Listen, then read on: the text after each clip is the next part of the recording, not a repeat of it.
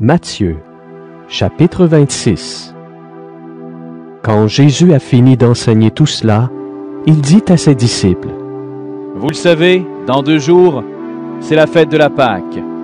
Le Fils de l'homme va être livré pour qu'on le cloue sur une croix. Alors, les chefs des prêtres et les anciens du peuple se réunissent dans le palais de Caïphe, le grand prêtre. Ils décident d'arrêter Jésus en secret et de le faire mourir. Ils disent: Il ne faut pas l'arrêter pendant la fête, sinon le peuple va se révolter. Jésus est à Béthanie, dans la maison de Simon le lépreux. Alors, pendant le repas, une femme s'approche de lui, avec un très beau vase, plein d'un parfum très cher. Elle verse le parfum sur la tête de Jésus. Quand les disciples voient cela, ils ne sont pas contents du tout, et ils disent: Elle a gaspillé ce parfum? Pourquoi? On pouvait le vendre très cher et ensuite donner l'argent aux pauvres. Jésus entend cela, et il dit: Pourquoi est-ce que vous faites de la peine à cette femme? Ce qu'elle a fait pour moi est une bonne action. Vous aurez toujours des pauvres avec vous, mais moi, vous ne m'aurez pas toujours. Elle a mis du parfum sur mon corps d'avance, elle m'a préparé pour la tombe. Je vous le dis, c'est la vérité. Partout où on annoncera cette bonne nouvelle, dans le monde entier, on racontera ce que cette femme a fait et on se souviendra d'elle. Alors, l'un des 12 apôtres, appelé Judas Iscariote, va voir les chefs des prêtres, et il leur dit: Qu'est-ce que vous voulez me donner si je vous livre Jésus?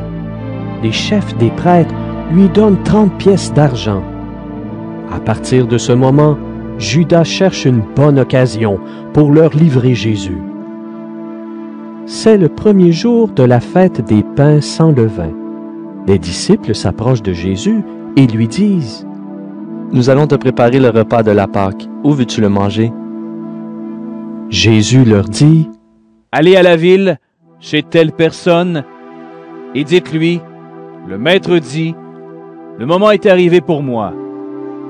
C'est chez toi que je vais manger le repas de la Pâque avec mes disciples.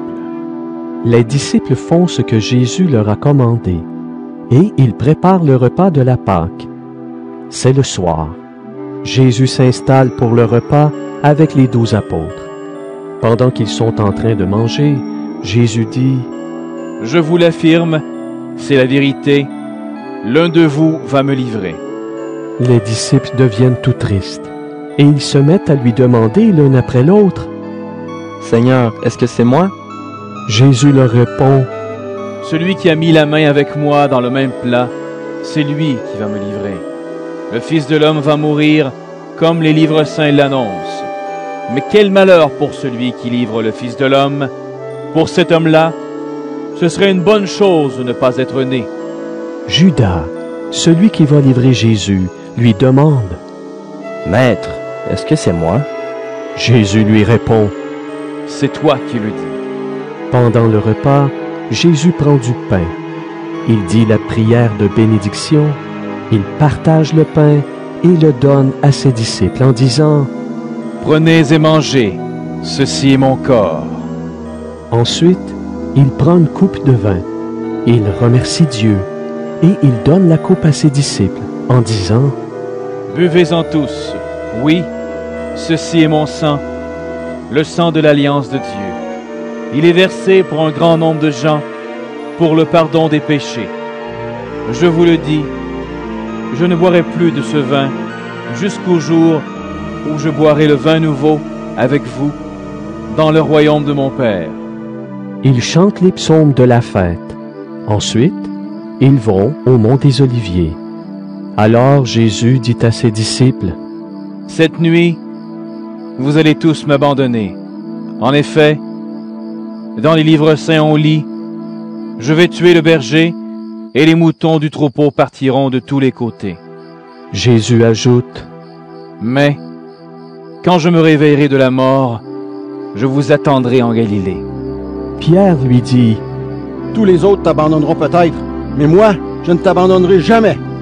Jésus lui répond: Je te le dis, c'est la vérité, cette nuit, avant que le coq chante, tu diras 3 fois que tu ne me connais pas. Pierre lui dit, Même si je dois mourir avec toi, je ne dirai jamais que je ne te connais pas. et tous les disciples disent la même chose.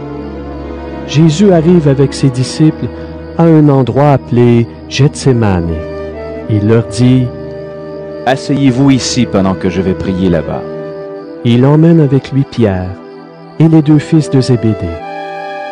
Il commence à être triste et très effrayé. Alors il leur dit, Mon cœur est triste jusqu'à mourir. Restez ici, restez éveillés avec moi. il va un peu plus loin, il se jette par terre, le front contre le sol, et il prie en disant, Mon Père, si c'est possible, éloigne de moi cette coupe de souffrance. Pourtant, ne fais pas comme je veux, mais comme tu veux. Jésus revient vers les 3 disciples et les trouve endormis. Il dit à Pierre, Vous n'avez pas pu rester éveillés avec moi, même pendant 1 heure. Restez éveillés et priez pour pouvoir résister quand l'esprit du mal vous tentera. Vous désirez faire le bien, mais vous n'avez pas la force de résister au mal. une 2e fois, Jésus va plus loin et il prie en disant, Mon Père, si tu ne peux pas éloigner cette coupe de moi, si je dois la boire, fais que j'obéisse à ta volonté. Il revient encore vers les disciples et les trouve endormis. Ils ne peuvent pas garder leurs yeux ouverts.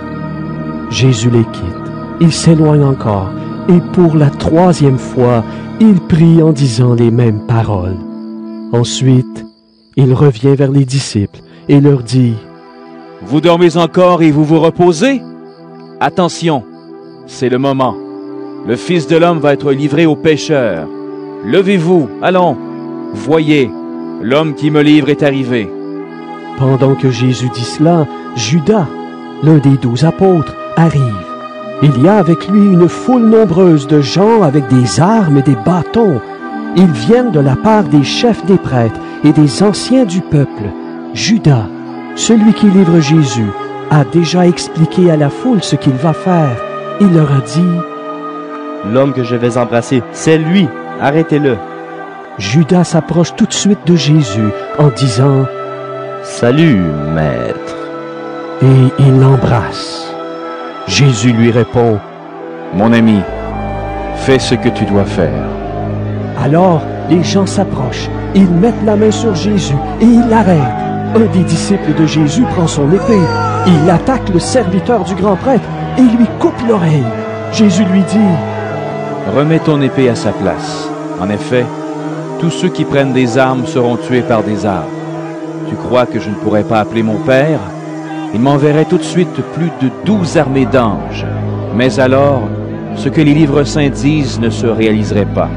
En effet, ils disent que les choses doivent se passer de cette façon. Ensuite, Jésus dit à la foule, Vous êtes venus me prendre avec des épées et des bâtons, comme pour arrêter un bandit. Tous les jours, j'étais assis dans le temple et j'enseignais. Pourtant, vous ne m'avez pas arrêté.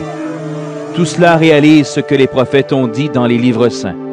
Alors tous les disciples abandonnent Jésus et ils partent en courant. Ceux qui ont arrêté Jésus l'emmènent chez Caïphe, le grand prêtre. Là, les maîtres de la loi et les anciens sont réunis. Pierre suit Jésus de loin, jusqu'à la cour de la maison du grand prêtre. Il entre dans la cour et il s'assoit avec les serviteurs. Il veut voir comment cela va finir. Les chefs des prêtres et tout le tribunal religieux cherchent une fausse raison d'accuser Jésus pour le condamner à mort. Mais ils n'en trouvent pas. Pourtant, beaucoup de faux témoins viennent dire des mensonges contre Jésus. À la fin, 2 hommes arrivent et ils disent, Cet homme a dit, je peux détruire le temple de Dieu et le reconstruire en 3 jours. alors le grand prêtre se lève et il dit à Jésus, Tu ne réponds rien.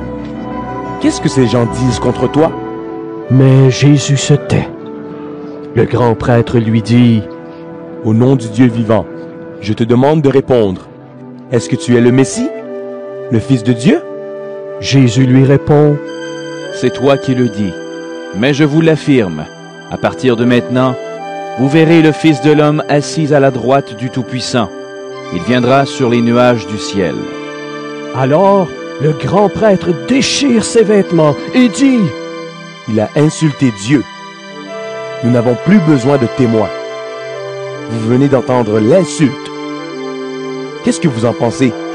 Ils lui répondent: Il doit mourir! Alors, il crache sur le visage de Jésus et il le frappe à coups de poing. D'autres lui donnent des gifles en disant: Mais si, devine, dis-nous qui t'a frappé. Pierre est assis dehors dans la cour. Une servante s'approche de lui et elle lui dit: Toi aussi tu étais avec Jésus, cet homme de Galilée? Mais devant tout le monde, Pierre répond: Non, je ne sais pas ce que tu veux dire.